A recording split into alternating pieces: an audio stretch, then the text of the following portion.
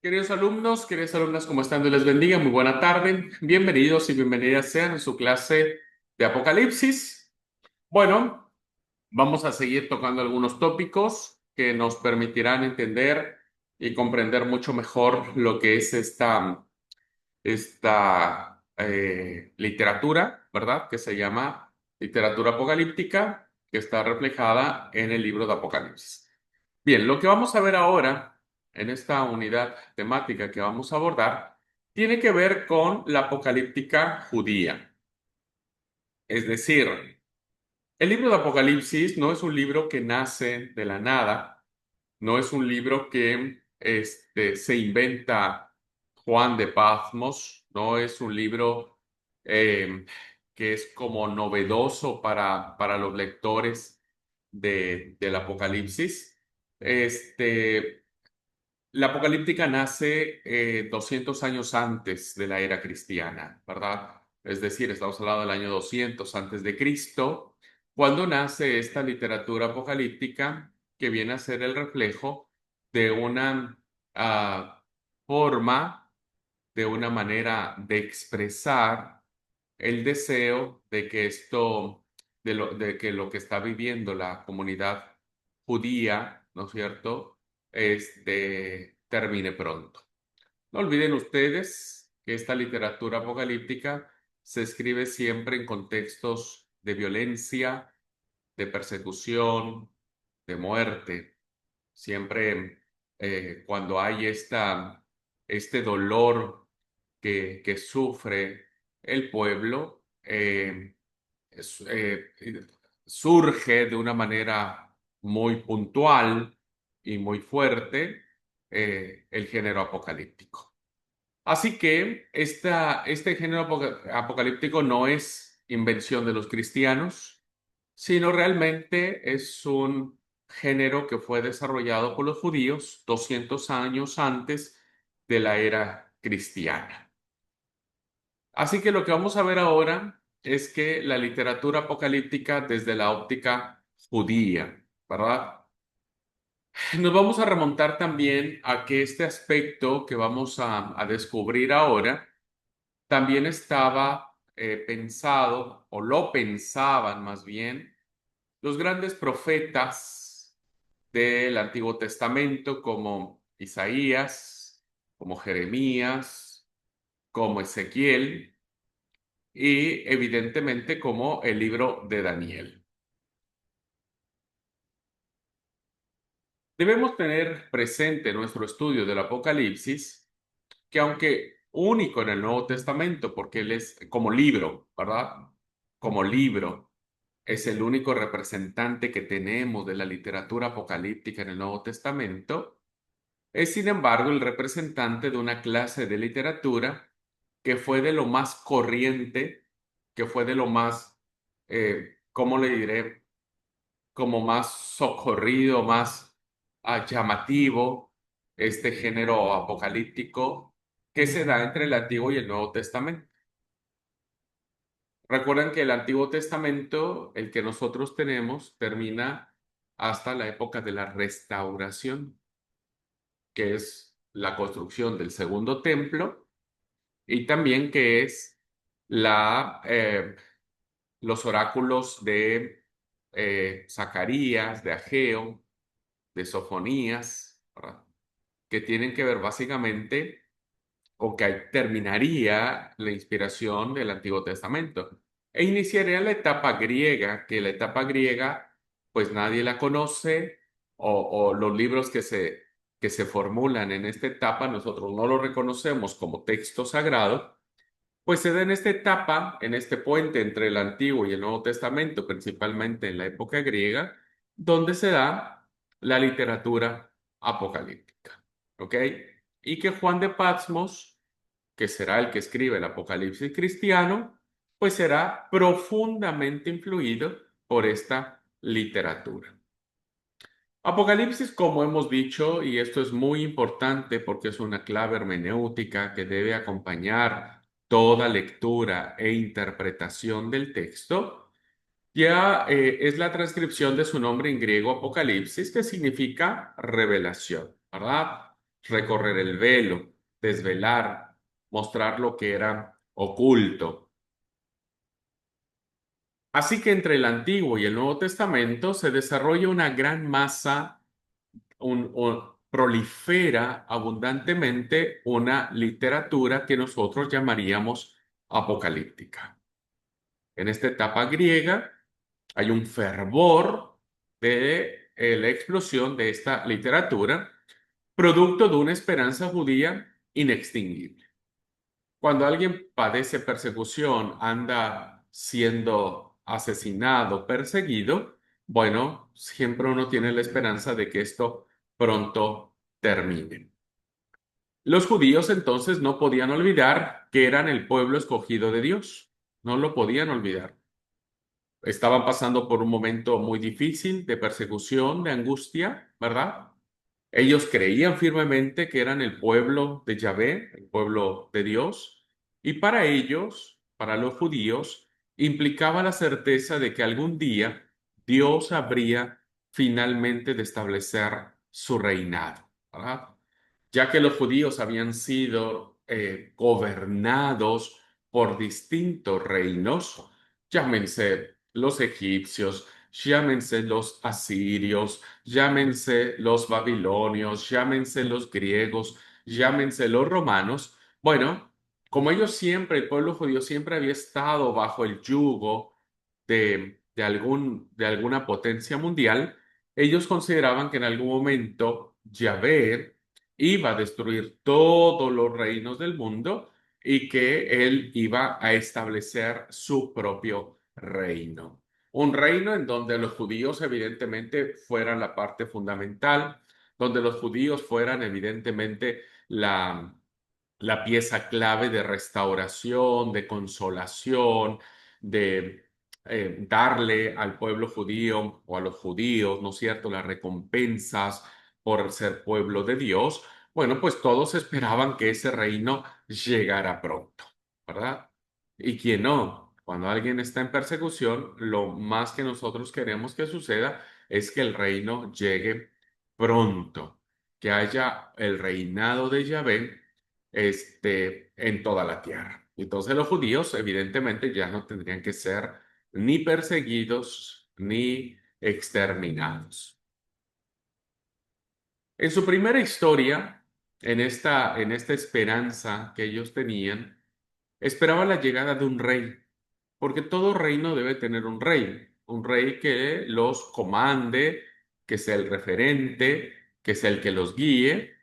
Y creían, se desarrolla desde la tradición, desde el libro de las crónicas, que este rey vendría del linaje, de la dinastía del rey David, ¿no? Este personaje muy fuerte, muy poderoso, muy importante, y entonces se cree que el reino de David no tendría fin jamás, ¿verdad? Y que su descendencia reinaría para siempre. Bueno, esta concepción de que David reinaría para siempre, se sobreentiende que entonces el rey que habría que reinar iría básicamente o vendría básicamente de la línea de descendencia davídica. Y este rey finalmente reuniría a toda la nación de Israel. Recuerden ustedes que para estas fechas ya el reino está dividido. Para estas fechas hay mensajes en donde quieren que los reinos, tanto del norte como del sur, vuelvan a estar juntos, pero también, perdón, hay mensajes que nos dicen que el reino del norte ya fue destruido. Y entonces todavía les había la esperanza de muchos del reino del sur que sobrevivió al paso de los años que pudieran volver a reunirse como un solo reino. Entonces, evidentemente había esta idea, ¿verdad?, entre el pueblo de que este rey, que después sabremos que era, que sería el Mesías, este rey conduciría a que Israel fuera reconocido en todas las naciones de la tierra. Entonces tendríamos en cuenta un reinado universal. Y estas serían las citas que estaría planteando. Por ejemplo, el profeta Isaías dirá en este capítulo 11, eh, versículo 1, que habría que surgir este, un vástago del tronco, ¿verdad? Este, del tronco de Isaí. Ahora, por qué decimos de Isaí? Porque evidentemente eh, el papá de David fue Isaí. Entonces dice el capítulo 11, versículo 1 de Isaías.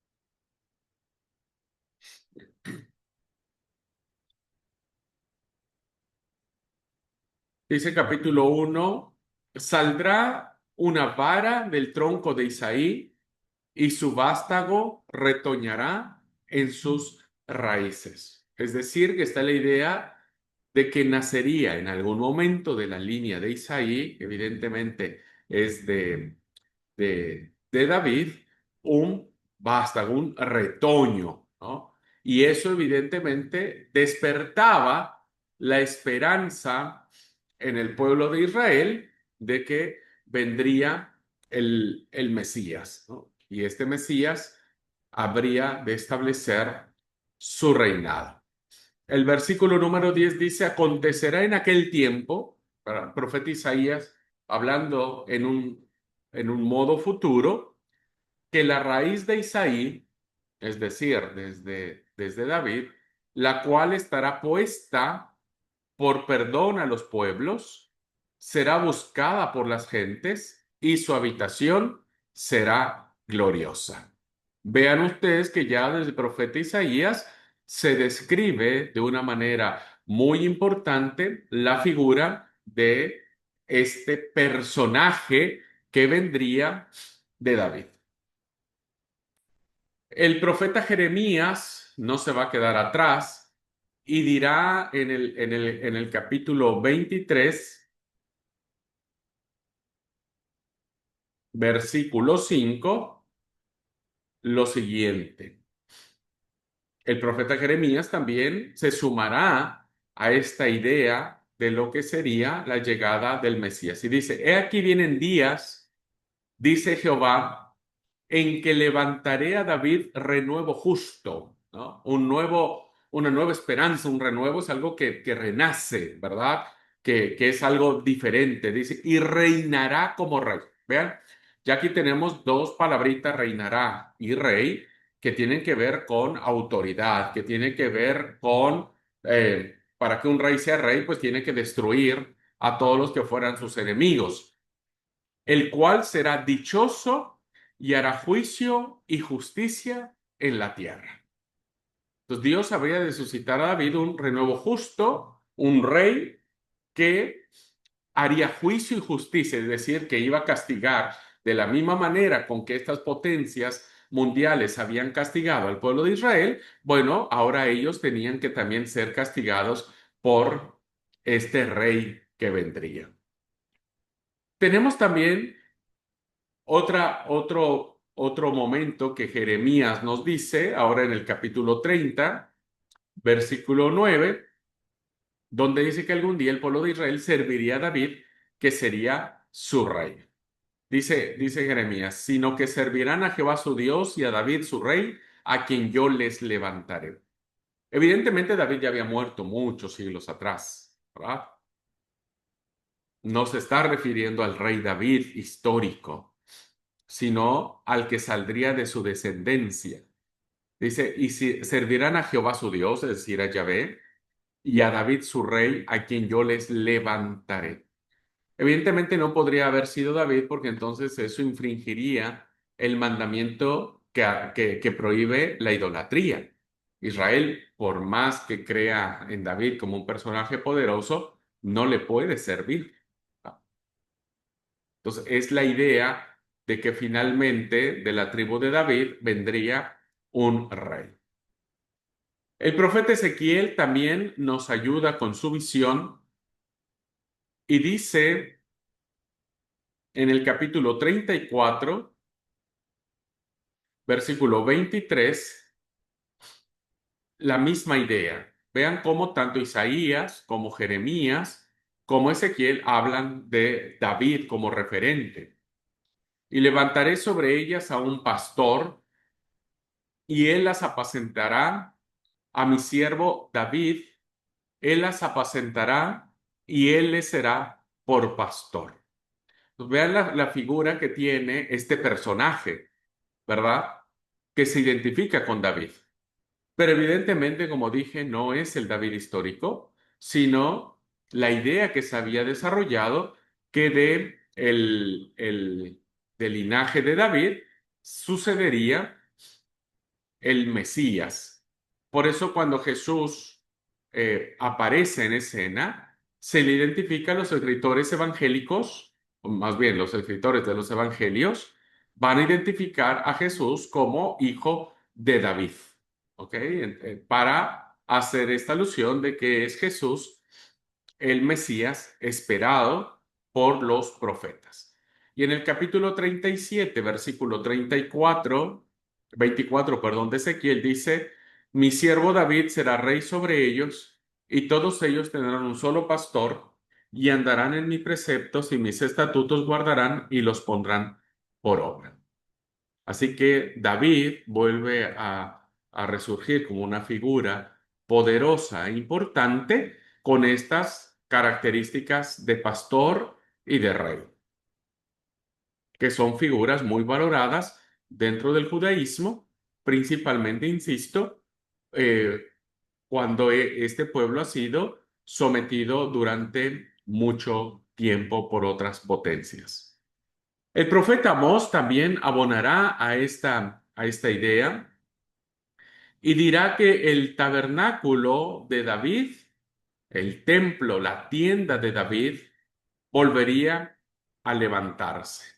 Dice el profeta Amós en el capítulo 9, versículo 11, dice, en aquel día yo levantaré el tabernáculo caído de David, cerraré sus portillos, levantaré sus ruinas y lo edificaré como en el tiempo pasado.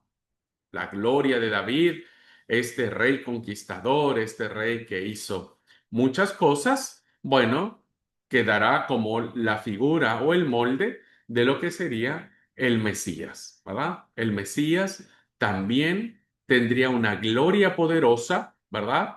Tendría un poder poderoso que lo haría ganarse, diríamos correctamente, el título de rey. Y finalmente el profeta Miqueas también desarrollará esta misma idea y en el capítulo 5, versículos del 2 al 4, vemos que dice que de Belén vendría un gobernador que sería grande hasta los fines de la tierra. De esta profecía, queridos alumnos, es de la que se vale Mateo para decirnos que Jesús nace en Belén, ¿verdad? En Belén, para compaginar esta profecía muy antigua de Miqueas que decía esto. Dice el versículo 2 al 4, pero tú, Belén Efrata, pequeña para estar entre las familias de Judá, de ti me saldrá el que será Señor en Israel, y sus salidas son desde el principio, desde los días de la eternidad. Vean cómo usa la palabra eterno. ¿Quién es eterno? Solo Yahvé. Dice, pero los dejará hasta el tiempo que dé a luz la que ha de dar a luz, y el resto de sus hermanos se volverá con los hijos de Israel. Y él estará y apacentará con poder de Jehová, con grandeza del nombre de Jehová su Dios, y morarán seguros, porque ahora será engrandecido hasta los fines de la tierra. Así que vendría alguien con un poder, con una grandeza del nombre de Jehová y sería engrandecido hasta lo último de la tierra. Es decir, sería un reinado cósmico o universal. Estas profecías, hermanos, se arraigaron profundamente en el pensamiento judío y en la esperanza judía. Y cada vez que eran los judíos sometidos por potencias extranjeras, surgía nuevamente esta idea del libertador, del Mesías libertador, del rey, ¿no? Del Mesías que vendría de David a destruir a todos, a hacer juicio, justicia y establecer un reino eterno y un reino universal. Esta idea para los judíos fue muy importante. Fue lo que los sostuvo en la esperanza en los momentos más difíciles de su historia. Cuando Jesús viene, dicho sea de paso, muchos no lo aceptan como el Mesías por las condiciones en las que nace. Según Isaías, Jeremías, Ezequiel, Amós, Miqueas, el personaje tendría que venir con mucho poder, mucho revuelo, con muchas ganas de hacer guerra, de hacer justicia, pero cuando viene el Señor Jesús, nada de eso se cumple, ¿verdad? No viene como un conquistador, sino como un bebecito. No viene no nace en un palacio, nace en un ah, establo, dicen algunos, ¿no? No nace rodeado de personas famosas, solo están sus papás y tiene que usar pañales. Por eso es que a muchos judíos les costó trabajo reconocer que ese personaje, ese bebecito, era el Mesías, porque vean cómo lo retratan los profetas de la antigüedad. Y por eso es que muchos judíos o el pueblo judío en su totalidad no aceptó a Jesús como el Mesías. Tan es así que hasta la fecha ellos siguen esperando la llegada del Mesías con estas características. Y seguramente vendrá, ¿verdad? ¿Por qué? Porque para nosotros el Mesías, que es Jesucristo, en su segunda venida, vendrá con todas estas características, ¿verdad? Vendrá como rey, como conquistador, vendrá con sus ángeles, vendrá a establecer su reino, etcétera, etcétera. Pero en la primera venida de Jesús, los judíos no lo aceptaron. Sin embargo, siempre se mantuvo viva la esperanza de que alguien viniera a restaurarlos o a rescatarlos. Pero de toda la historia de Israel, había dado el revés a esas esperanzas. ¿Por qué? Porque, como dije, cada vez que eran invadidos por uno, se levantaba la esperanza y no, ahora sí va a venir el Mesías. Pasaba el tiempo y el Mesías nunca llegó. Y esto se hace mucho más fuerte, se vuelve mucho más frustrante la llegada de la esperanza del Mesías, porque como todos sabemos, cuando muere Salomón, el reino, bastante pequeño para empezar, no era un reino grandísimo como el de los asirios, babilonios, persas, griegos, evidentemente no. Vean el pequeño pedazo de terreno que está en el mapa hoy de lo que es Israel. Bueno, aparte de que no era tan grande, era muy pequeño, el reino termina dividiéndose. Y se dividió en dos bajo los reinados de Roboam y de Jeroboam, perdiendo su unidad para siempre. Hasta la fecha, ¿verdad? Nunca más volvió a hablarse de un pueblo de Israel como tal, de las 12 tribus. Hoy hablamos del pueblo de Israel, o los judíos, hablamos de ellos, pero son los que sobrevivieron del reino del sur.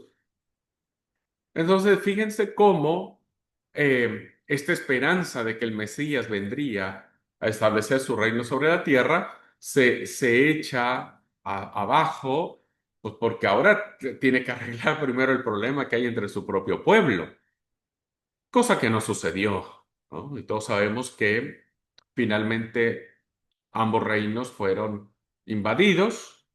Uno fue exterminado, diríamos, ¿verdad? Y el otro sobrevivió, que es el que existe hasta la fecha. Roboam por parte de la línea de David, Jeroboam por parte de la línea de Israel, ¿no es cierto? Y evidentemente, pues esa esperanza de unidad se perdió para siempre. Estuvo sometido los judíos a estos grandes imperios como el imperio persa, los griegos, los romanos.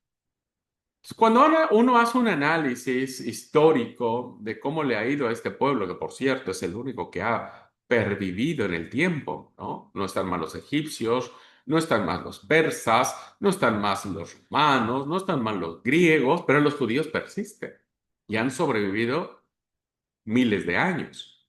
Bueno, cuando uno mira esta línea de tiempo histórica, vemos que la historia era para los judíos un catálogo de desastres por los que se iba haciendo claro que ningún libertador humano podría rescatarlos. Entonces, cada vez que pasaba algo, se encendía la esperanza de ser o de convertirse esa llegada del Mesías en una posibilidad real de cumplimiento, pero como pasaba el tiempo, los años y un imperio destruía al otro y los judíos iban de mano en mano, pues evidentemente terminaron perdiendo toda esperanza de que alguien pudiera rescatarlos. Así que se desarrolla en este contexto, queridos alumnos, se desarrolla en este contexto una idea que va a ser fundamental para la apocalíptica judía. Y entonces los judíos tienen que interpretar qué está pasando. Y lo primero que interpretan tiene que ver con las dos edades. Y vamos a ver qué es esto y lo vamos a explicar. El pensamiento judío se adhería con determinación a la convicción de ser el pueblo escogido de Dios, pero tenían que ajustarse a los hechos de la historia. Es decir, nunca dudaron de que era el pueblo elegido de Dios. Las escrituras lo atestiguaban, los profetas lo proclamaban, ¿verdad? Pero, pues tenían que ir ajustándose precisamente a esto. No sucedía su liberación.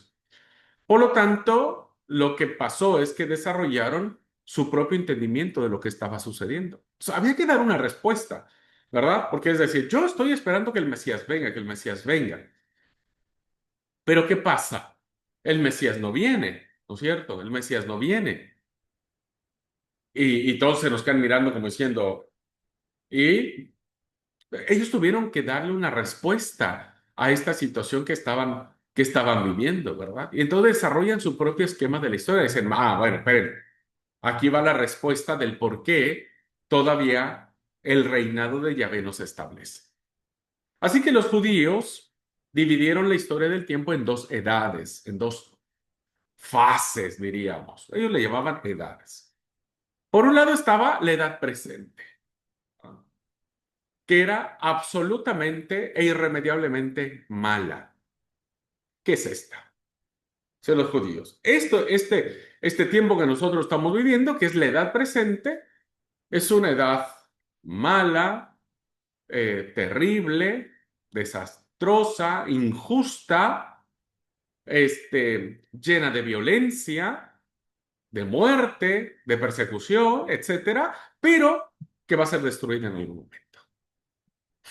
Así es que esta edad tiene un tiempo determinado de vida. No sabemos cuándo, pero va a ser destruida totalmente. La injusticia, el violento, el saqueador, el homicida será destruido. Así que los judíos esperaban el fin de las cosas tal como son ahora, o en ese momento mientras ellos vivían.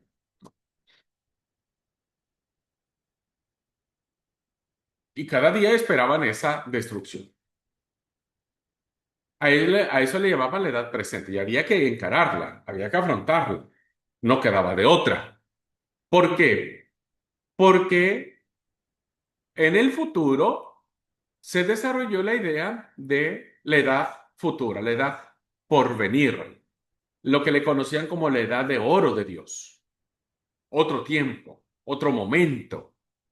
En esta edad por venir, en la que todo sería paz, prosperidad, justicia, y el pueblo escogido de Dios sería vindicado, sería finalmente otorgadole el derecho de vida y ocuparía el lugar que le correspondía por derecho propio. Entonces, los judíos empiezan a pensar que hay hay una vida futura. Nosotros los cristianos le llamamos vida eterna.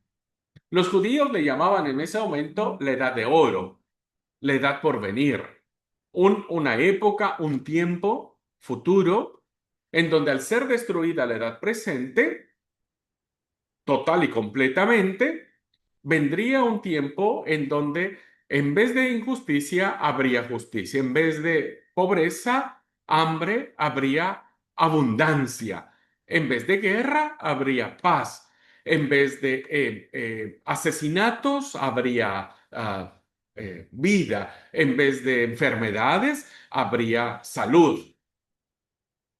Y entonces ellos creían que en esa edad futura, Dios finalmente haría reconocer ante todos los pueblos de la tierra que Israel, ¿verdad?, es su pueblo y que al final hay un dicho coloquial que encajaría perfectamente bien acá, que dice, el que ríe al último ríe mejor, ¿verdad?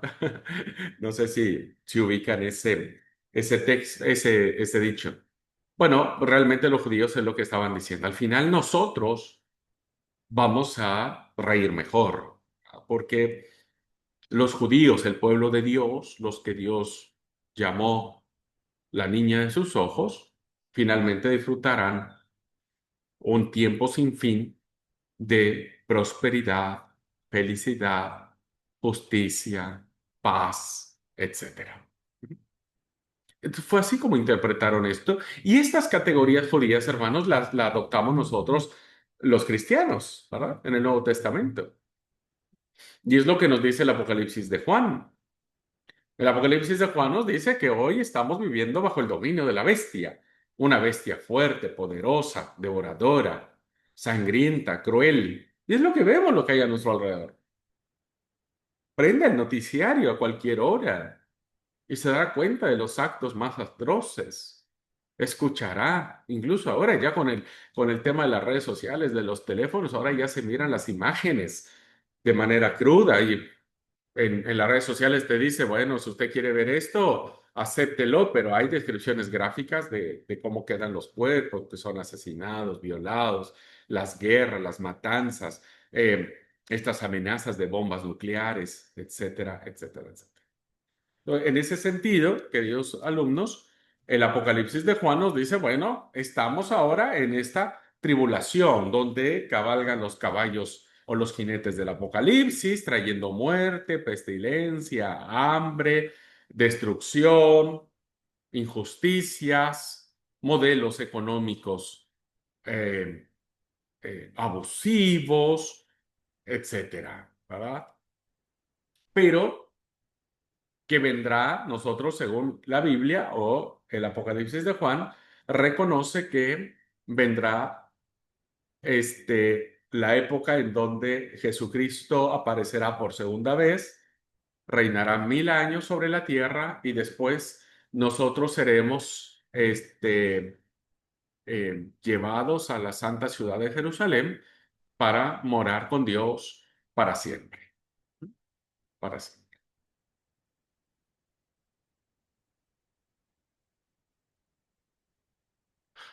Bueno. Vamos a dejar aquí la clase, hermanos, porque eh, ya inicia la otra clase ahora. Entonces, vamos a dejar aquí la clase para que no nos quedemos a la mitad. ¿Te parece? Bueno, dejamos aquí la clase y nos vemos mañana, Dios mediante, para continuar con estas ideas que estamos desarrollando. Dios los bendiga. Gracias.